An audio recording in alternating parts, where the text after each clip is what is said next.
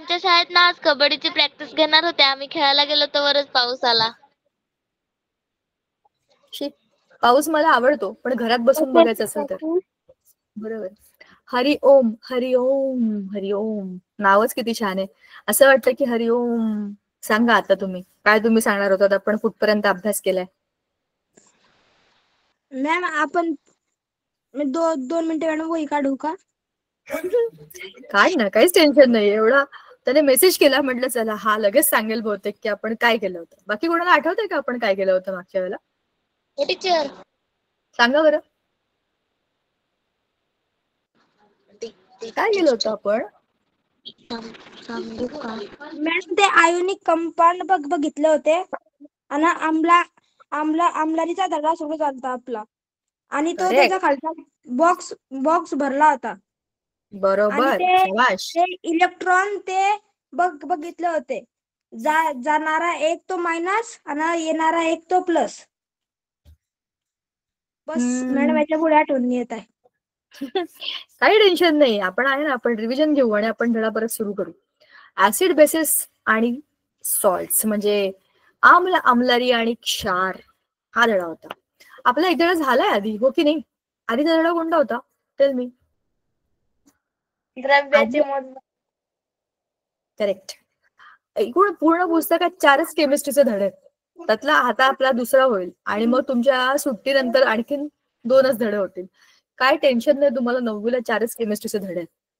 पण पुढचे जे 2 धडे आहेत ना, त्यातला एक धडा जो आहे ना, तो एकदम रॉक सॉलिड आहे. तो कार्बन, महत्वाचे मूलद्रव्य. हा झाला की मी तो घेणार आहे, पण तो तुमच्या गणपती दिवाळी नंतर वगैरे आरामात होईल. चला मी स्क्रीन शेअर करू, आपण पीपीटी मधनं अभ्यास सुरू करूया. ठीक आहे? Yes ma'am. Yes ma'am. Yes yes. चालो चालो चालो, पढाई चालू करू. चला, जसं आपलं ठरलंय पीपीटी इंग्लिश मध्ये, पुस्तक मराठीमध्ये असं शेअर करू, म्हणजे दोघांचाही एकत्र फायदा. चला, आपण हे बघितलं होतं की ऍसिड्स, बेसेस आणि सॉल्ट्स, आपल्या आजूबाजूला अनेक पदार्थ असतात. त्यांचं जे केमिकल नेचर आपल्याला बघायचं असलं तर त्याची सुरुवात आपण मागच्या वर्षीच केली होती. ऍसिड्स, बेसेस आणि न्यूट्रल कंपाऊंड्स, आपण याची ऑलरेडी टेस्ट केली होती.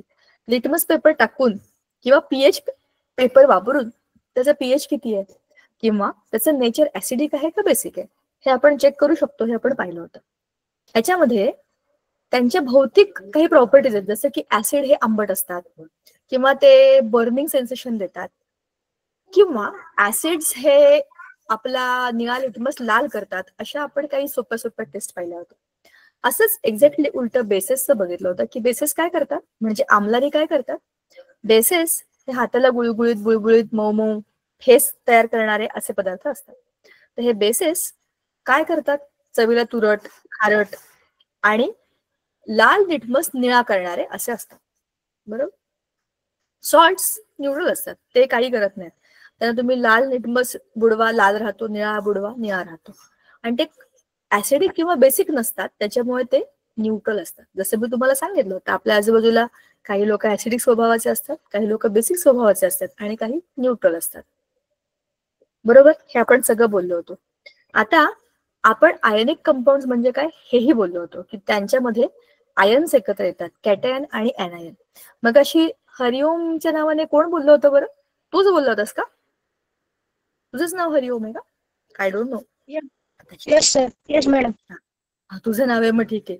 कधी कधी काय होतं माहिती का, तुम्ही तुमच्या आईबाबांच्या नावाने जॉईन होता ना, असं काही. टीचर कन्फ्युजन व्हायलाय, मॅडम काय सर आहेत ते.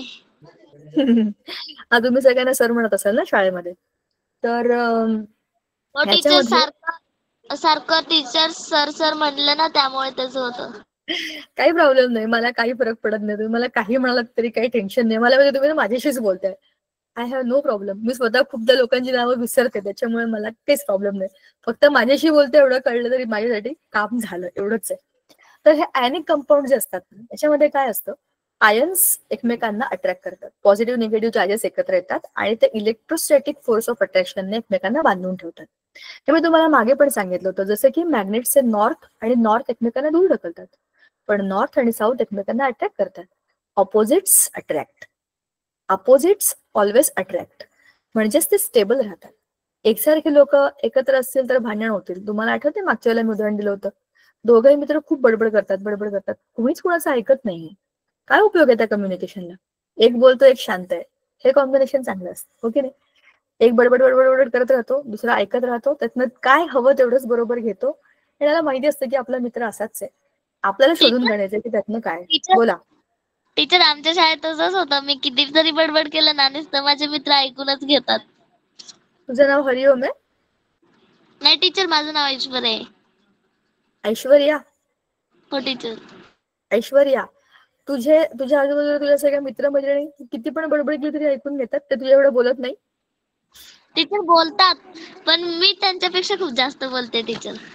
त्याच्यामुळे त्यांना बोलायला ऐकून घेता, माझं तर ऐकून घेतात. तुमचं पण आहे? तुम्ही सगळेच बोलता का? मग ते सगळे लोक जे आपल्या क्लासमध्ये जॉईन झाले नाहीये ते ऐकणार आहेत वाटतं, असू शकतं. मी पण माझ्या शाळेमध्ये असं मी बोलायचं.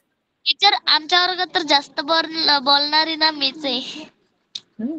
आमच्या वर्गात पण, तुमच्या वर्गात काय, आमच्या घरात पण सगळ्यात जास्त बडबड करणारी व्यक्ती मीच आहे. मी गप्पा असले ना की सगळे शांतीत असतात, आपलं आपलं काम करत असतात. मी जागी असले ना की सगळ्यांना जागे राहावं लागतं, कारण की मी काहीतरी शोधून काढतेच ना. तर आता हे सगळं जे आपण बोललो होतो ते आपण पीपीटी मध्ये बोललेलो. आता जरा पुस्तकात येऊया. आपण पुस्तकातनं सुरुवात केली होती, माझ्या लक्षात आहे बरं का. पेज नंबर 58 आपण इकडे काढूया. 65. आयनिक बंध करेक्ट जागेवर आलं बघा आपलं पेज. तर ह्याच्यामध्ये आपण काय काय पाहिलं होतं? हा टेबल आपण वरचा जो टेबल आहे तो आपण सॉल्व्ह केला होता. आपण बोललो होतो का हे? नाही, मुलं संयोजन आणि हे तर वर्ष धड्यामधलं आहे ना, हो ना? थांबा, आपण जरा खाली येऊया आणि चेक करूया. हे झालंय आपलं, वरचाच धडा आहे तो. आम्ल, आम्लरी आणि क्षार इथून सुरू होतो. आणि हा टेबल आपण मागच्या वेळेला गेला होता. आता जे मगाशी त्याने सांगितलं ना की आपण पुस्तकातला टेबल केला होता तो हा होता, आम्ल आणि आम्लरी. H+ असतील तर आम्ल आणि OH- असतील तर आम्लरी आणि हे दोघंही नसतील तर क्षार. आता हे काय, अर्हेनियसची व्याख्या आहे, बरोबर ना? हे आपण बघितलेलं होतं की अर्हेनियसने काय सांगितलं होतं, डेफिनेशन्स बाय अर्हेनियस. त्याने काय सांगितलं होतं की ज्या पदार्थांमधनं H+ आयन्स दिले जातात ते सगळे ऍसिड असतात, ज्या पदार्थांमधनं OH- आयन दिले जातात ते सगळे बेसिक असतात. आणि आयनिक संयुगांबद्दल आपण ऑलरेडी पुस्तकात पण बघितलं होतं, मागे पीपीटी मध्ये पण बघितलं होतं की काय होतं, Na मध्ये 281 अशी त्याचं संरूपण आहे, इलेक्ट्रॉन संरूपण आहे. हा इलेक्ट्रॉन देऊन टाकला की ह्याचं आरीचं अष्टक पूर्ण आहे. ह्याचं अष्टक पूर्ण होतं आणि तो स्वतः एक पॉझिटिव्ह चार्ज आयन बनतो, त्याला आपण कॅटायन म्हणतो. क्लोरीनच्या बाबतीमध्ये एक्झॅक्टली उलट होतं. क्लोरीनकडे 2, 8 आणि 7 असे इलेक्ट्रॉन आहेत. तर बाह्यतम कक्षेमध्ये 7 इलेक्ट्रॉन, पण अष्टक पूर्ण करण्याकरता 1 लागतो. मग त्या 1 ला आपण संयोजक इलेक्ट्रॉन म्हणतो.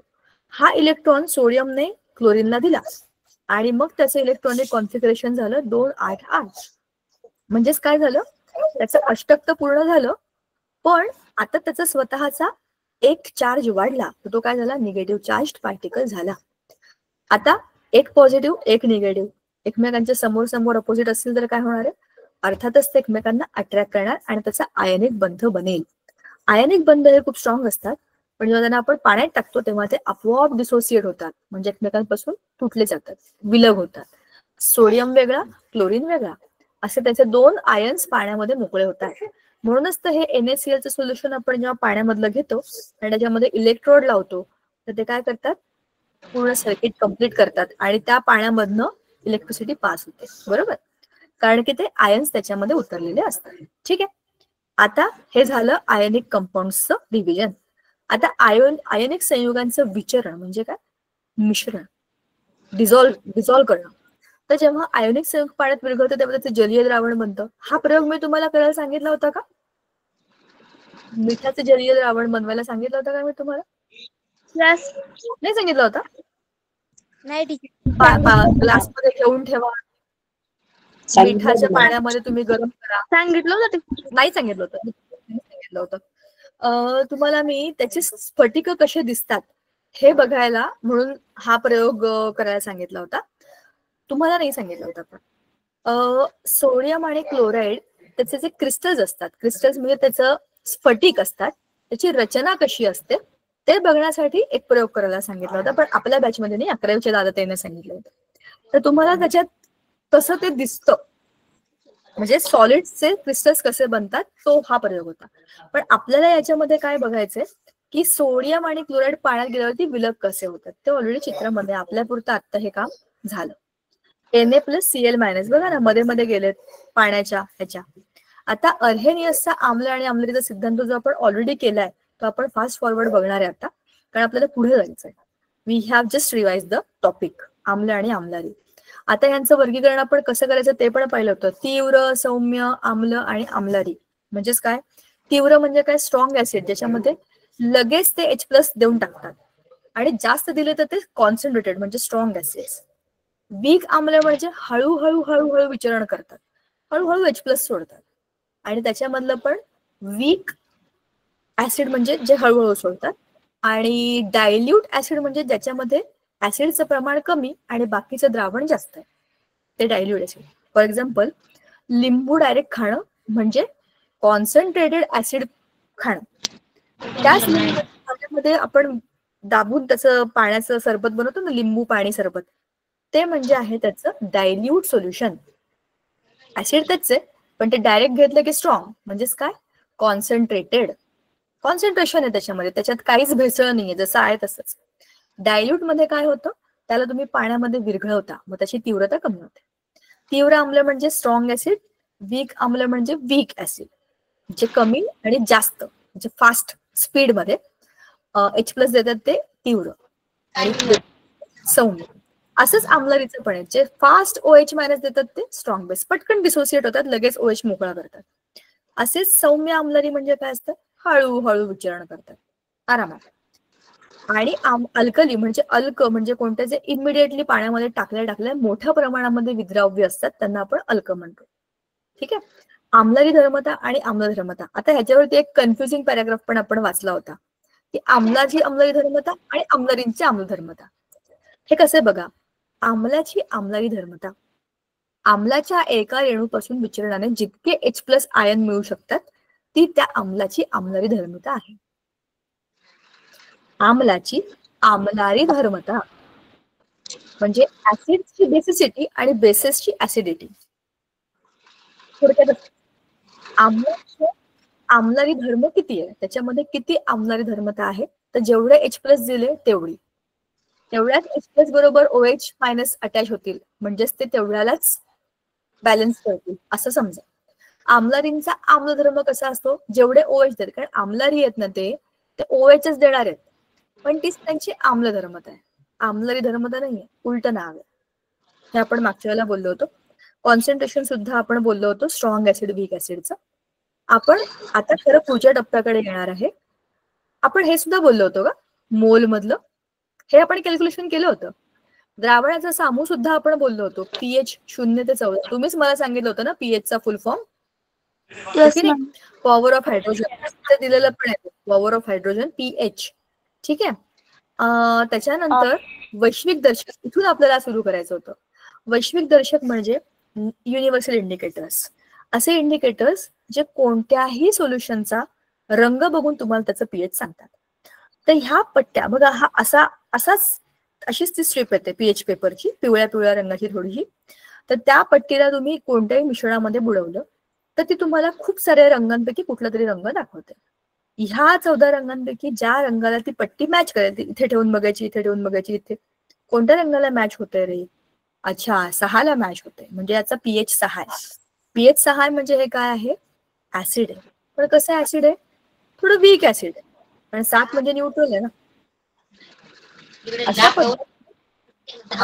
पद्धतीने कोणाचा तरी माईक ऑन आहे, काय बोलायचंय का? अशा पद्धतीने आपल्याला दिलेल्या पदार्थाचा pH कळला की समजतं की तो आम्ल आहे का आम्लारी आहे का उदास आहे. याला म्हणतात वैश्विक दर्शक. जशा ह्या पट्ट्या असतात तसे लिक्विड्स पण असतात. ते लिक्विड टाकलं की तुमच्या सोल्युशनचा रंग बदलतो. पुन्हा तेच आहे, त्या रंगाच्या पट्ट्यांना किंवा त्या टेस्ट ट्यूबना दिलेल्या पट्टीच्या जवळ ठेवून बघायचं.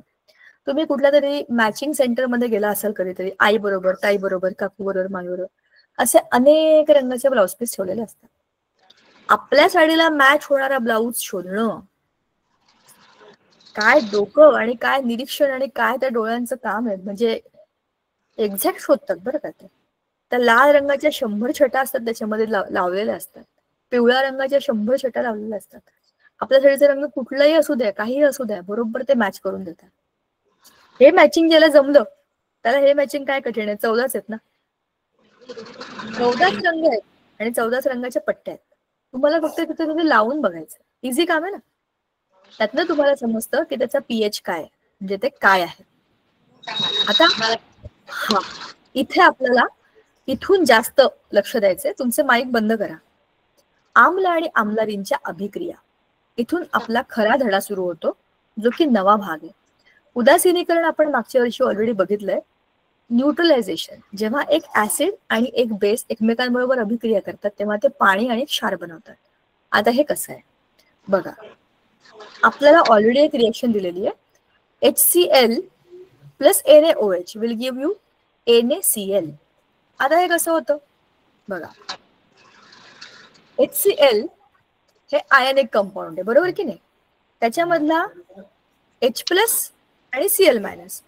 HCl हे आपलं आम्ल आहे, ऍसिड, आणि हा आहे तुमचा बेस. हे ऍसिडचे आयन्स आहेत, हे बेसचे आयन्स आहेत. ठीक आहे. आता काय होणार आहे? Na प्लस आणि Cl मायनस एकमेकांबरोबर जॉईंट होणार. का होणार? कारण हा प्लस आहे, हा मायनस आहे. प्लस मायनस त्यांच्यामधलं जे परस्पर भिन्न प्रभाराचं आकर्षण आहे त्याच्यामुळे ते एकमेकांना जोडले जाणार आणि H प्लस आणि OH मायनस H2O म्हणजे पाणी देणार. म्हणजे acid plus base will give you salt plus water. यालाच उदासीनीकरण असं म्हणतात, म्हणजेच न्यूट्रलायझेशन. ठीक आहे. ही अभिक्रिया आपण मागच्या वेळेला ऑलरेडी बोललो होतो, ती पुन्हा आलेली आपल्याला. आणि तेच आहे बघा, मी वर जे तुम्हाला सांगितलं ना, वरती आयनिक फॉर्म मध्ये होतं आणि इथे त्या ऍक्च्युअल मॉलिक्युलर फॉर्म्युला दिलाय. HCl NaOH NaCl H2. Hello ma'am. बोला मॅम, अजून एक एक्झाम्पल घेऊन समजून दाखवा ना. हे एक्झाम्पल समजलं, पण अजून आता आपण एक आम्लाचं उदाहरण घेऊया. चल आपण HCl घेऊया, पण आपण NaOH च्या ऐवजी KOH घेऊया. चालेल का? KOH इज अ बेस, हा दुसरा बेस. HCl का घ्यायचं? छोटासा मॉलिक्युल आहे म्हणून. आता H प्लस आणि Cl मायनस, कारण की H प्लस आणि Cl मायनस हे दाखवणं सोपं आहे ना. H2SO4 पण आहे, मग त्याच्यामध्ये H2 प्लस आणि SO4 मायनस 2 वरती बघितलं ना, वरच्या धड्यामध्ये टेबल दिलं होतं, ते मोठे मोठे ग्रुप्स बनतील. आपण HCl घेऊया आणि KOH घेतलं तर आपल्याला K प्लस आणि OH मायनस असे 2 गट बनतील. आता याच्यामध्ये परत तेच होईल, K प्लस आणि Cl मायनस. मग आता काय बनेल? KCl, potassium sulphate. हा सॉरी, पोटॅशियम क्लोराईड, सल्फेट नाही, ते H2SO4 चं सल्फेट आहे. याच्यामध्ये होईल आपलं पोटॅशियम क्लोराईड. जसं इथे खाली आहे सोडियम क्लोराईड आणि इथला H आणि इथला OH मायनस, परत H2O बनेल. ठीक आहे. असं खाली पण दिलंय बघा, आम्ल, आम्लारी, क्षार आणि पाणी. तू जे म्हणालीस त्याची ऑलरेडी 3 उदाहरणं दिलेली आहेत. आता आपल्याला शोधून काढायचंय. HNO3 हे एक आम्ल आहे, आम्लारी शोधायचं आहे. क्षार दिलाय KNO3 आणि पाणी. आता तुम्हीच मला सांगा की कोणता आम्लारी असेल याच्यामध्ये? मॅम परत सांगा ना. KOH. के. ऐका, आपल्याला सरळ काय करायचंय? रिएक्शन बॅलन्स करायचे आहेत. इकडे K आहे, इकडे K नाहीये. हे गाळलेली जागा आहे, ती आपल्याला भरायची, बरोबर. K. NO3 इथे आहे, NO3 इथे पण आहे. इथे H आहे, इथे H2O आहे, म्हणजे एक H गेला, मग काय उरलं? OH.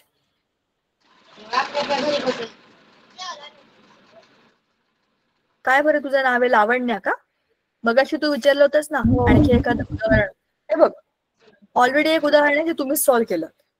पुढचं हे पण तुम्ही सोडवायचं. आता आपल्याला माहितीये दोघांच्या अभिक्रियेमधनं हे क्षार आणि पाणी बनणार आहे. वरती दिलेलं आहे पाण्याचा फॉर्म्युला, मी लिहून टाकते. H2O. सांगा. NH4 ट्वाइस इकडे आहे, NH4 ट्वाइस इकडे, बॅलन्स झाला. SO4 बाकी आहे, इथे एक OH पण आला. H2O मध्ये एक H O आणि H असं लिहिते बरं का, म्हणजे आपलं काम सोपं होईल. काय काय आहे बॅलन्स्ड? NH2 ट्वाइस आहे, NH2 ट्वाइस आहे, OH आहे, हा OH आहे. काय उरलं मग? एक हायड्रोजन उरला आणि SO4 उरला. मग काय यायला पाहिजे रे? अच्छा, 2 OH आहेत, 2 H2O आहेत, म्हणजे बघा ना, 2 NH4 OH, 2 H2O म्हणजे HOH, HO आणि H. याच्यामधला OH 2 गेले, म्हणजे हा गेला आणि हा गेला. काय उरलं? 2 हायड्रोजन उरले. मग काय होईल तुम्ही सांगा बरं मला.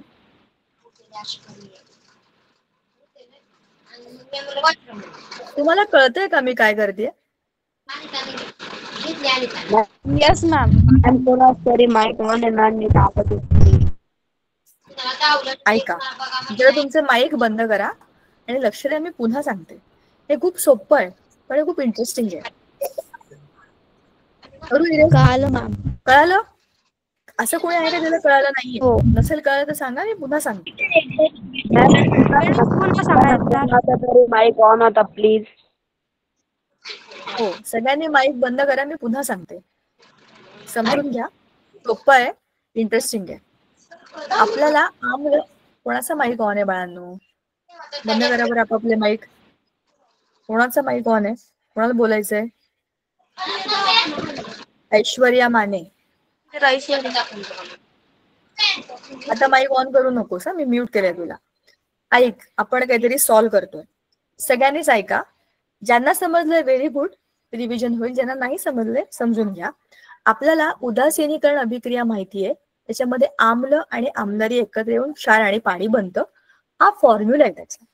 तुम्ही कुठलंही आम्ल घ्या, तुम्ही कुठलीही आम्लारी घ्या, त्यातनं एक क्षार बनेल आणि पाण्याचा एक रेणू किंवा 2 रेणू जितके तितके बनतील. ही अशीच अभिक्रिया होते, यालाच उदासीनीकरण असं म्हणतात. आता पहिलं उदाहरण जे होतं त्याच्यामध्ये आम्ल आणि आम्लारी, क्षार आणि पाणी वरती दिलेली आहेत नावं. एक आम्ल दिलेलं होतं, क्षार आणि पाणी दिलेलं होतं. आपल्याला आम्लारी काढायचं होतं. आपण कसा काढला? आपल्याला माहिती आहे ना, डावीकडचे बरोबर उजवीकडचे. पहिला द्रव्य अक्षयतेचा नियम आठवला का? मागच्या धड्यामध्ये होता. तुमच्या डाव्या बाजूला समीकरणाच्या जेवढं द्रव्य आहे तेवढंच तुमच्या समीकरणाच्या उजव्या बाजूला असायला पाहिजे. मग जेवढे जेवढे गट किंवा जेवढे जेवढे ऍटम्स किंवा अणू डावीकडे आहेत ते सगळे उजवीकडे आहेत का, तेवढेच आहेत का हे चेक करायचंय. फक्त एवढं केलं की तुमचं काम झालं. कसं? पहिलं उदाहरण तुम्हाला बऱ्यापैकी समजलंय. दुसरं समजून घ्या, ज्यामध्ये मोठा मोठा गट आहे. जो मी वरती तुम्हाला म्हटलं ना, SO4 आणि 2 असे वगैरे येतात, कारण की SO4 -2 असतं, म्हणून ह्याच्यामध्ये पण 2 गट जॉईन झालेत बघा. म्हणून हे उदाहरण वरती देत नव्हते आणि मी इथे KOH घेतलं होतं. आता बघा, आपल्याला डाव्या बाजूला म्हणजे LHS मध्ये 2 रेणू दिलेत. RHS मध्ये, RHS म्हणजे उजवी बाजू, समीकरणाची उजवी बाजू, राईट हँड साइडला RHS म्हणतात. इथे एक मोठा रेणू दिलेला आहे. डावीकडचे आणि उजवीकडचे काय काय नाही आहेत ते चेक करायचंय. बघा, NH4 ट्वाइस हा जो गट आहे हा आहे. काय उरलं आता? ह्यातला एक OH उरला आणि खाली दुसरा OH उरला. का 2 OH आले? OH आहेत ना, 2 NH4 आहेत, ते बॅलन्स झाले. पण OH आणि OH 2 आहेत ना, तर ते उरलेले 2 गट आहेत. आता या बाजूला SO4 आहे, पण SO4 इकडे नाहीये. म्हणजे इथे SO4 असलेला एखादा गट असला पाहिजे. मी फक्त लिहितेय बरं का, काय काय उरलं ते मी लिहिते.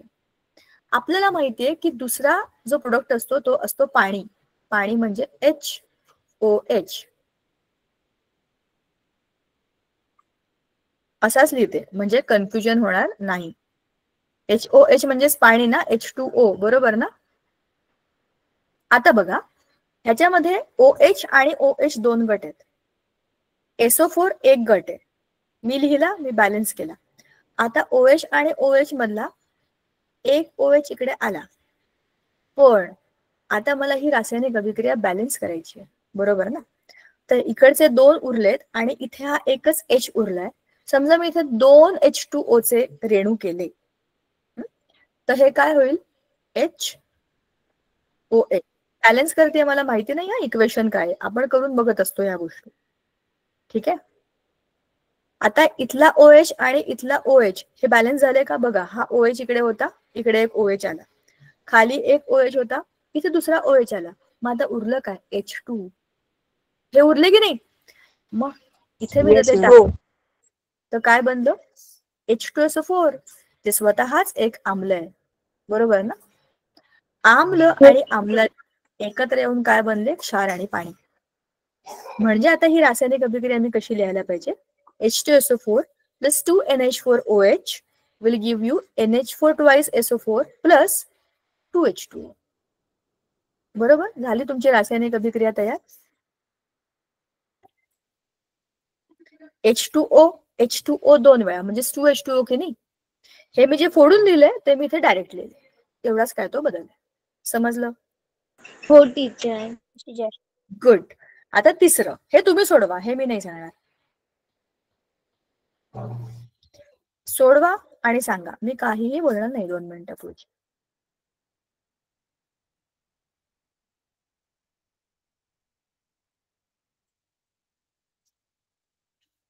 काय मॅम?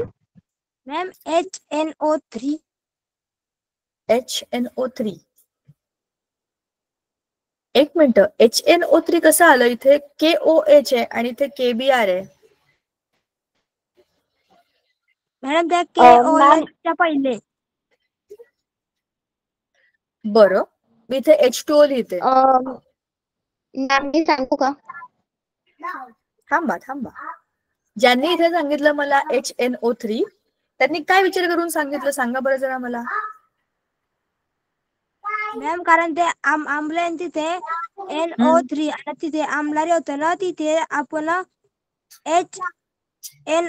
HOH असं लिहिलं, तर मग तेच अंदाज लावून मी खाली लिहिलं. नाही, पण मी आता तिसऱ्याबद्दल म्हणते ना. तिसऱ्या याच्यामध्ये इकडे आपल्याकडे BR आहे. BR इकडे BR आहे का? मॅम HBr प्लस KOH असेल का? करून बघूया. BR इकडे एक आहे, BR इकडे एक आहे. मॅम HBr येईल का? HBr येईल का? सांगा बरं. बरोबर येईल का? हो टीचर, मी पण तेच म्हणत होते. HBr आणि पुढं H2O येईल. मॅम HBr येईल ना? चला, तुम्ही म्हणताय का HBr, आपण टाकून बघू. हायड्रोजन ब्रोमाइड जसा HCl आहे तसा HBr आहे. बॅलन्स करू ना आपण. ब्रोमीन पोटॅशियम आहे, पोटॅशियम. मॅम आम्हाला एक्सप्लेन करू द्या ना हा जो क्वेश्चन आहे तो. करा ना, मी माझं चेक करते. सांगा. मॅम आता ज्यांनी आन्सर सांगितलं त्याला एकदा एक्सप्लेन करू द्या आणि माझा आन्सर पण हेच आहे. हा, मग त्याने सांगितलं की झालं. सांगा HBr कसं आलं? बॅलन्स होतंय का इक्वेशन तुमचं? कोणी सांगितलं आता? हरिओम. हरिओम. टीचर लावण्या तुम्ही दोघांनी थांबा. ज्याने मगाशी सांगितलं त्यानेच सांगायचं. HBr येईल का असं मला विचारलं होतं. ज्याने सांगितलं त्याने जरा सांगा बरं. HBr येतंय का? टीचर हो मॅम, पण तसं झालं. होती वाटतं. थांबा मुलींनो, थांबा. एका कोणत्या मुलाचा आवाज आलाय. थांबा मुलींनो, थांबा. Girls talk. थांबा. कोणतरी मुलगा बोलला. मुलं बोलायला लागली ना की मला असं वाटतं सगळं थांबवावं आणि त्यांचं बोलणं ऐकावं. मुलांना बोला रे. मॅम KOH आहे ना, तर मग तिकडे जाऊन तर HO होईल. तिकडं HO नाही ना, मग HO होईल. मग तिकडं KBr आहे. मग इकडं K आहे. KOH ना, K आहे आणि BR. मग HO नाही, मग H2O येईल ना तिकडं. म्हणून HBr plus KOH is equal to KBr plus H2O असं येऊ शकतं का? बरोबर. म्हणजे ही तुमची डावी बाजू. तिथे जेवढे लोक आहेत तेवढे उजवीकडे आले का? नदी पार करून आलेत का सगळे? इकडचे तिकडे पोहोचले का? सांगा बरं मला. का उरलंय कोणी? झालं ना. बरोबर. बघा ना, हा एक H उरला होता आणि हा एक OH. झालं की H2O. बाकी सगळं बॅलन्स्ड आहे. KBr done. बरोबर सोडवलं तुम्ही. शाबाश. तुम्हाला सगळ्यांना एक्सप्लेन. अजून काय वेगळं एक्सप्लेन करायचंय का? तेच आहे ना?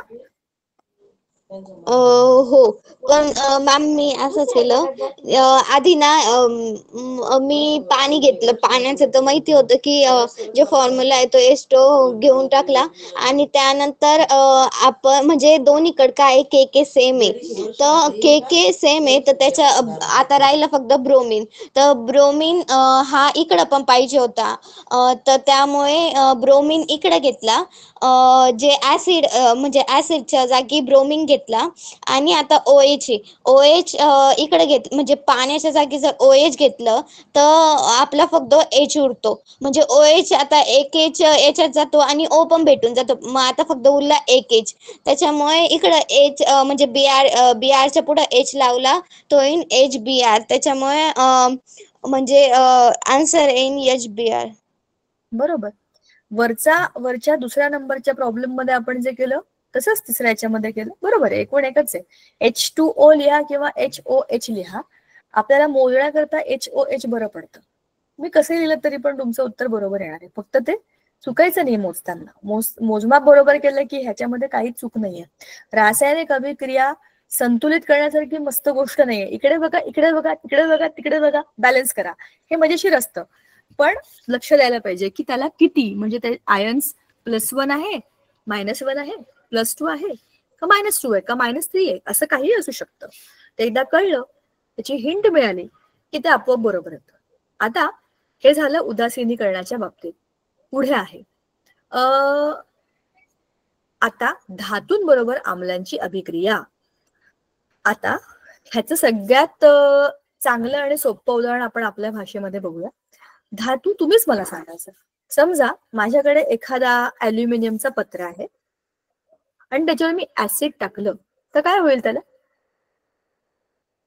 HCl टाकलं,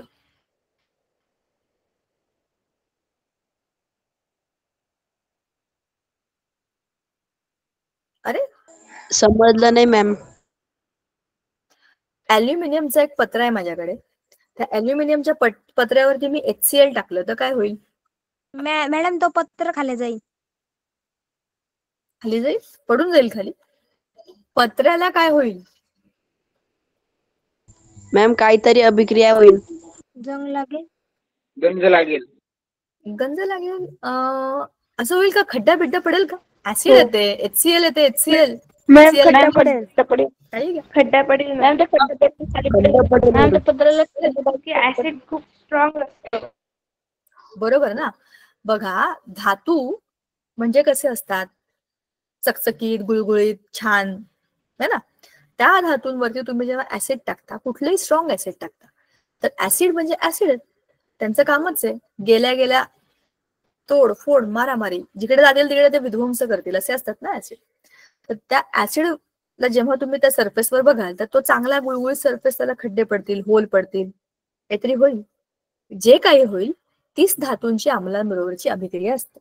आता पुन्हा एकदा आपल्याला माहितीये की आम्लांची तीव्रता म्हणजे काय? तीव्र आम्ल किंवा डायल्यूट आम्ल म्हणजे काय? त्याला म्हणतात विरल आम्ल. तर त्या दोघांची अभिक्रिया वेगळ्या वेगळ्या पद्धतीने होईल. स्ट्रॉंग ऍसिड टाकलं तर मोठा खड्डा पडेल, वीक ऍसिड टाकलं तर हळूहळू खड्डा पडेल. पण सांगायचा मुद्दा, अभिक्रिया फास्ट होऊ दे, स्लो होऊ दे, कमी होऊ दे, जास्त होऊ दे, डॅमेज तो होणारच. तो डॅमेज काय असतो, कसा असतो, हेच आपल्या धातूंबरोबर आम्लांच्या अभिक्रियेच्या मुद्द्यामध्ये आपल्याला कळेल. तुम्हाला एक छान मस्तपैकी एक उदाहरण दिलेलं आहे बघा. काय दिलंय? ही एक टेस्ट ट्यूब, त्याच्यामध्ये डायल्यूट HCl आहे, विरल आहे, विरल स्ट्रॉंग नाहीये, विरल आहे. आणि त्याच्यामध्ये तुम्ही Mg म्हणजे मॅग्नेशियमची एक हे टाकलंय, फीत म्हणजे काइंड ऑफ पट्टी किंवा अशी एक कॉईल सारखी असते बारीक, ती टाकली आणि त्याच्यात टाकून ठेवलं होतं आणि वरून त्याला झाकण लावलं. तर काय होणार आहे? H2 गॅसचे बुडबुडे. का H2 गॅस? खाली आपल्याला त्याच्यामध्ये दिलेलं आहे, ती अभिक्रिया बघू आपण आणि चित्रात बघा. तर त्या H2 गॅसमुळे काय होतं? Mg + HCl, MgCl2 नावाचं एक नवीनच रसायन मध्ये बनतं. मग उरला काय? हायड्रोजन. मग हायड्रोजनचा गॅस म्हणजे H2 हा द्विअणू रेणू बनतो आणि तो काय होतो? वरती वरती वरती जातो. त्याचं प्रेशर वाढतं आणि परीक्षा नळीचं जे बूच आहे बूच, ते तुम्हाला समजतं की त्याच्यामधनं गॅस वरती वरती चालले, तुम्ही त्याला बंद केलंय. पण ह्या परीक्षा नळीच्या मध्ये एक छोटासा हे आहे, काय बरं म्हणतात त्याला, पाईप आहे, छोटा ट्यूब आहे. त्याच्यावरती तुम्ही जर माचीस ठेवली तो फटकन तिथे जळतो. का बरं? कारण इकडनं हायड्रोजन गॅस आलाय वरती आणि हा गॅस ज्वलनशील आहे, हा स्वतः जळतो. म्हणजेच जो गॅस स्वतः बाहेरून जळला तो हायड्रोजन हे सिद्ध झालं. मग तो कसा काय जळला? कारण तो बनला, तो नव्हता आधी. मग तो बनला कुठून? तो बनला कारण तुमचं ऍसिड आणि मॅग्नेशियम यांची रिॲक्शन झाली, म्हणजेच अभिक्रिया झाली. ती काय होती बघा. आपल्याला हे माहितीये की म्हणजे आता ह्याच्या सेटअप मध्ये बघा, परीक्षा नळी, वायुवाहक नलिका, ही जी ट्यूब आहे ना, ही ट्यूब ज्याला मी म्हटलं तो छोटासा पाईप फिट केलाय काइंड ऑफ, तर ती वायुवाहक नलिका म्हणजे गॅस ट्रान्सफर करणारी एक ट्यूब आहे, काचेचीच असते. त्याला रबरी बूच म्हणजे एक बुच्चन लावलंय त्या टेस्ट ट्यूबला, त्याच्यामध्ये तुम्ही ही छोटी नलिका लावली. आता तुम्ही काय केलंय, मॅग्नेशियम फितीचे काही तुकडे परीक्षा नळीत टाकले. टीचर बोला. आम्हाला ना आमच्या शाळेत ना आपल्या प्रत्येक पुस्तकामध्ये कसे असे प्रयोग असतात बघा, त्याचं एक पुस्तक दिलंय, म्हणजे त्यामध्ये त्या प्रयोगाचं चित्र आणि त्याचा उद्देश, कृती आणि ते साहित्य असतं ना, ते लिहून काढायला सांगितलेलं. बरं, मग त्याच्यामध्ये हा प्रयोग होता का? हो टीचर. Very good. तुम्हाला मॅग्नेशियमची फीत बीत दिली होती का? टीचर मला इतकं काही माहित नाही, कारण मी ते पुस्तक लिहिलं नाही. ठीक आहे. एनिवेज, कधीतरी हा प्रयोग, पण असं काही ऍसिड बिसिड घेऊन करणार असाल तर एकटं करू नका, मोठ्या माणसांना किंवा कोणातरी बरोबर घ्या, किंवा हा प्रयोग शाळेमध्ये शिक्षकांसमोर करा. विरल HCl असेल तरी पण ते HCl आहे, डायल्यूट HCl आहे ते, पण शेवटी ते HCl आहे. त्याच्यामुळे तुम्ही हे मॅग्नेशियम टाकलं की तुमची त्याच्याबरोबर ती अभिक्रिया होते आणि ती अभिक्रिया बघा. Mg सॉलिड, हा सॉलिड आहे की नाही, तुम्ही त्याचं सॉलिड पट्टी टाकली आहे. HCl तुमचं ऍक्वियस आहे, म्हणजे काय, विरल म्हणजे काय, तुम्ही त्याला पाण्यामध्ये घालून डिझॉल्व्ह केलंय. मग तुमचा MgCl2 असा क्षार बनला आणि H2 हा गॅस रिलीज झाला. आपण उदासीनीकरणामध्ये बघितलं होतं, acid plus base will give you salt plus water. आता त्यालाच समांतर असा एक धातू plus HCl will give you salt plus hydrogen, कारण H2 रिलीज होणार आहे ह्या अभिक्रियेतून. चला, खालची अभिक्रिया तुम्ही बनवा, तुम्हाला माहिती आता कशा बनवायच्या असतात.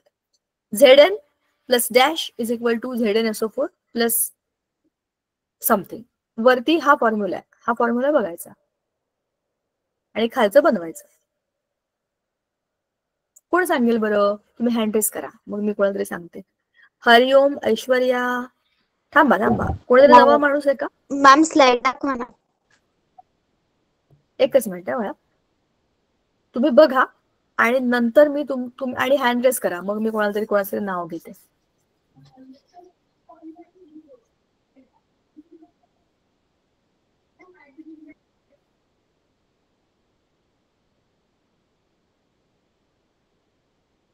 पाहिलं? चलो लेट मी चेक. किस किस का हाथ है ऊपर?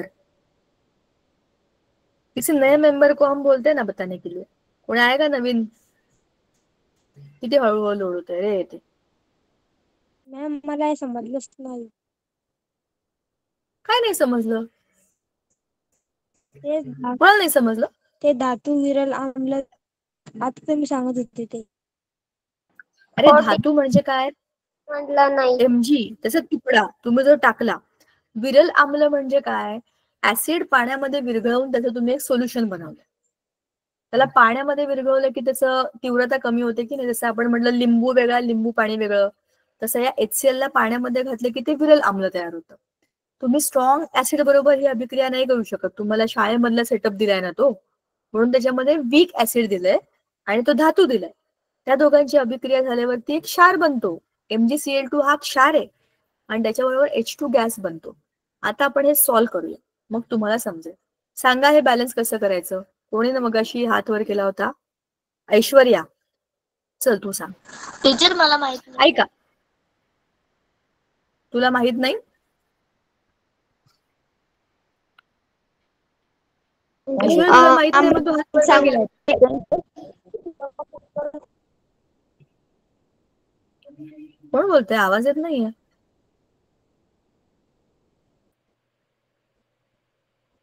ते बाकीचे लोक कुठे गेले? सांगू का? कोण बोललो? ज्ञानदा जाधव एक नवं नाव आहे, चला सांगा सांगा. मॅम याच्यामध्ये mg प्लस 2HCl आणि पुढे is equals to MgCl2 plus H2 आणि जर खाली आपण त्याचा असं घेऊ शकतो, त्याचा आलंय Zn plus H2SO4 is equals to ZnSO4 plus H2 आणि असं होईल का बॅलन्स? थांब थांब थांब. Zn आणि SO4 यांची अभिक्रिया होईल आणि H2 गॅस रिलीज होईल. करेक्ट. चल तिसरं पण सांगून टाक. टीचर मी सांगू का तिसरं? काय नाव आहे तुझं? तेजस. तेजस सांग, तेजस सांग. मॅम Cu ला काय म्हणता? Copper. Copper plus NO3H2 is equal to copper NO3 plus H2. Copper plus acid कोणतं येईल? NO3H2. म्हणजे H2NO3. नाही मॅम, NO3H2 असं. HNO3 आलं तर येऊ शकतो मॅम. ट्वाइस HNO3 आलं तर होईल का बॅलन्स? CuNO3 ट्वाइस होईल आणि H2 होईल. तू जे म्हणालास ना, तू काय केलंस? हा ग्रुप बरोबर इकडे आणला, बरोबर बॅलन्स केलं. पण NO3 ट्वाइस H2 हे जर बघितलं तर ते HNO3 होतं. बघ तू मला काय सांगितलंस? NO3 ट्वाइस आणि H2 बरोबर. H2NO3 ट्वाइस म्हणजेच 2HNO3 2 आणि 6 झाले ना बरोबर बॅलन्स. HNO3 हा हे पण एक स्ट्रॉंग ऍसिड आहे, जसं HCl H2SO4 तसं HNO3 बरोबर आहे. काही चुकीचं नाहीये, फक्त त्याला वेगळ्या फॉर्मॅटमध्ये लिहिलंय आपण. ठीक आहे. चला आता तुम्हाला ही अभिक्रिया कळली का? धातू ऍसिड बरोबर रिएक्ट करतात तेव्हा त्याच्यात एक क्षार बनवतात आणि हायड्रोजन गॅस रिलीज करतात, H2 गॅस. टीचर जे थर्ड वाला आहे ते एकदा रिपीट करा ना. हा, त्याने मगाशी बरोबर सांगितलं तेजसने, NO3 ट्वाइस आणि H2 असे इकडे बॅलन्स होईल. मग NO3 ट्वाइस H2 ला मी HNO3 लिहू शकते ना. बघ 2 हा कॉमन आहे, H2 मधला 2 इकडे आला, 2 हायड्रोजन झाले. NO3 ट्वाइस ला मी काय लिहिलंय? NO3 twice. Yes ma'am. हो टीचर. टॅग मध्ये. सो HNO3 जे आहे ते ह्याचंच सरळ रूप आहे. ठीक आहे. आता धातूंच्या ऑक्साईड बरोबर आम्लांची अभिक्रिया. धातू तर झाले, पण धातूचे ऑक्साईड आता काय करायचंय? गंज. लोखंडाच्या वस्तूंना गंज चढतो ना, त्या गंजाला घेऊन आपल्याला आता एक प्रयोग करायचा आहे. सेम रेड ऑक्साईड म्हणजेच काय? Ferrous oxide. ह्या फेरस ऑक्साईडला रेड का म्हणतात? लाल लाल रंगाचा असतो ना तो गंज. त्याचं रासायनिक सूत्र Fe2O3 आहे. ह्याला तुम्ही पाण्यामध्ये अभिद्राव्य असलेले रेड ऑक्साईड, पाण्यामध्ये डिझॉल्व्ह होत नाही, ते तसंच राहतं लाल लाल रंगाचं. त्या रेड ऑक्साईडला तुम्ही HCl बरोबर त्याची अभिक्रिया करायला बघितलं तर काय होतं? पाण्यात विद्राव्य असा FeCl3 हा क्षार तयार होतो आणि पाण्याला पिवळसर रंग येतो. या रासायनिक बदलासाठी खालील रासायनिक समीकरण आपण लिहू शकतो. बघा, Fe2O3 म्हणजे फेरस ऑक्साईड म्हणजेच आपला गंज, आणि त्याच्यामुळे तुम्ही टाकलं आता HCl. ठीक आहे. म्हणजे हे काय तुमचं आम्ल, ते पण कसं आहे? विरल आहे. ऍक्वियस लिहिलं म्हणजे याचा अर्थ पाण्यात टाकलं. आता याची तुम्ही रिॲक्शन करणार, त्याला बॅलन्स करायचं आपल्याला इक्वेशनला. कसं केलं आपण? 2Fe 2Fe Cl6 म्हणजे 2Cl3 म्हणजे काय झालं? 6 आणि H2O म्हणजे काय झालं? 6H आणि O3 पाणी बनलं, त्याचा क्षार बनला आणि तो विद्राव्य असा क्षार असल्यामुळे तो पाण्यामध्ये विरघळला आणि त्याचा रंग झाला पिवळा. लाल रंगाचं पिवळं सोल्युशन, जादू.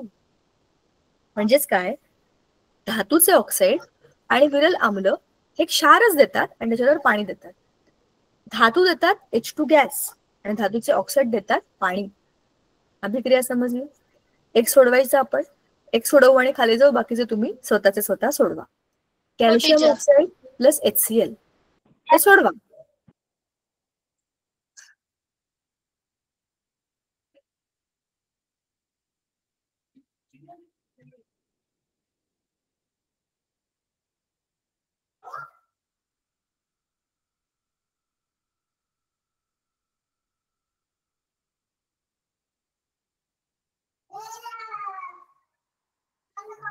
बोलो भाई, क्या आएगा?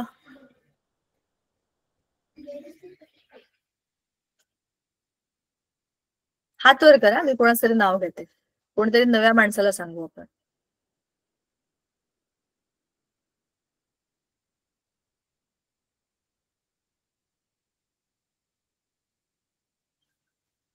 का बरं मला दिसत नाही यार, इकडचे लोक काय म्हणते. बघा बघा बघा, असंही हे झालं की आपल्याला थांबायचं आज. होमवर्क हाच आहे, जे उरलेले प्रॉब्लेम आहेत ते सॉल्व्ह करायचे, तोच होमवर्क आहे.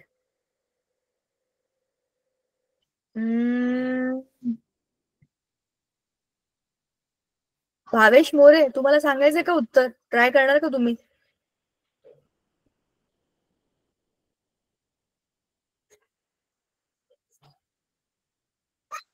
पटकन बोला.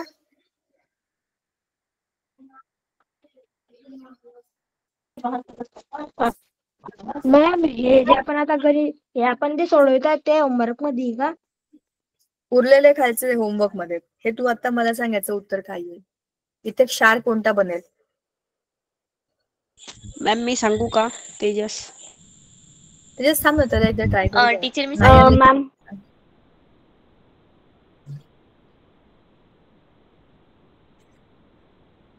तू सांगणार आहेस का बाबा?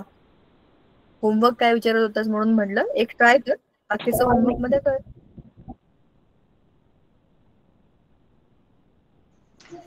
टीचर मी ट्राय करू. अदिती, बऱ्याच वेळा बोलली नाहीस, बोल बोल. Yes teacher. टीचर मी सुरुवातीला वॉटरचा जो फॉर्म्युला आहे H2O, सो त्याला लिहून घेतलं आणि त्याच्यानंतर ते सॉल्ट म्हणून, आय डोंट नो हे बरोबर असेल का नाही, बट जस्ट लॉजिक लावलं की जे मेटल ऑक्साईड त्याच्यातला Ca घेतला आणि जे डायल्यूट ऍसिड मधला Cl घेतला, म्हणजे कॅल्शियम क्लोराईड जे तयार होतं Ca+Cl2, तो त्याच्यापासून जी रिएक्शन तयार झाली CaCl2 प्लस H2O. मी लावलेलं आहे, सॉल्व्ह नाही केलं म्हणजे इतकं perfectly. I don't know correct आहे का नाही. बरोबर आहे, काही चूक नाहीये. आपल्याला डावीकडचे बरोबर उजवीकडचे सगळ्या लोकांना इकडनं तिकडे न्यायचंय आपल्याला बोटीतनं. कॅल्शियम 1 आहे, कॅल्शियम 1 आला. क्लोरीन 2 आहेत, क्लोरीन 2 आले, खाली जोडले गेले त्याला. H2 2 हायड्रोजन मधले आणि ऑक्सिजन 1. जमलं की, बरोबर आहे. काही कठीण नाहीये त्याच्यामध्ये, वर खाली लावायचं, एवढंच करायचं. ठीक आहे, बाकी सगळे सोडवा. पुढच्या वेळेला भेटूया, ह्या धड्याचा पुढचा भाग करूया. आज आपण जे काही शिकलोय मला माहिती आहे टीचर, बाय. तुम्हाला बऱ्यापैकी समजलं असेल. ट्राय करून बघा, अडलं ते विचारूया. Bye bye, good night. Bye teacher, good night. Yes ma'am. Good night. Teacher good night. Teacher bye. Thank you ma'am. Teacher example solve करायची.